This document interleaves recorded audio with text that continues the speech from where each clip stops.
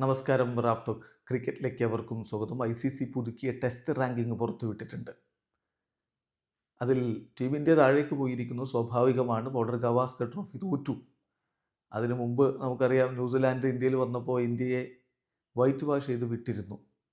So test ക്രിക്കറ്റിൽ അത്ര നല്ല ഒരു ഘട്ടത്തിലൂടെയല്ല ടീം ഇന്ത്യ കടന്നു പോകുന്നത്. അതേസമയം സൗത്ത് ആഫ്രിക്ക എന്തൊരു പ്രകടനമാണ് അവർ നടത്തുന്നത്.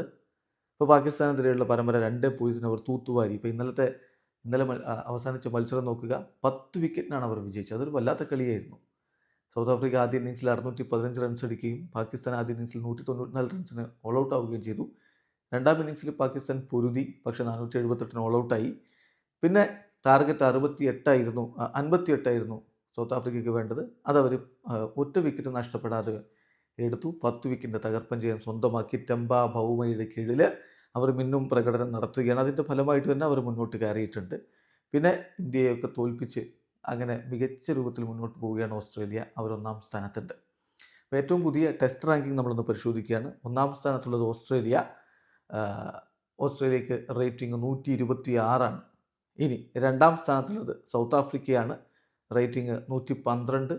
മൂന്നാമതായി പോയിട്ടുണ്ട് ടീം ഇന്ത്യ, റേറ്റിംഗ് 109. നാലാമത് ഇംഗ്ലണ്ട്, റേറ്റിംഗ് 106. അഞ്ചാമത് ന്യൂസിലാൻഡ്, റേറ്റിംഗ് 96. ആറാമത് ശ്രീലങ്ക, റേറ്റിംഗ് 87. ഏഴാമത് പാകിസ്ഥാൻ, റേറ്റിംഗ് 83. എട്ടാമത് വെസ്റ്റ് ഇൻഡീസ്, റേറ്റിംഗ് 75. ഒമ്പതാമത് ബംഗ്ലാദേശ്, റേറ്റിംഗ് 65. പത്താമത് Ireland, rating 26. 11 Zimbabwe, rating 4. 12 Afghanistan, rating 0. ഇതാണ് ഏറ്റവും പുതുക്കിയിട്ടുള്ള ICCയുടെ മെൻസ് ടെസ്റ്റ് ടീം റാങ്കിങ് വരുന്നത്. അതേസമയം WTC ഫൈനൽ ആരൊക്കെയാണ് എന്നുള്ളത് ഫിക്സ് ആയി കഴിഞ്ഞിട്ടുണ്ടല്ലോ.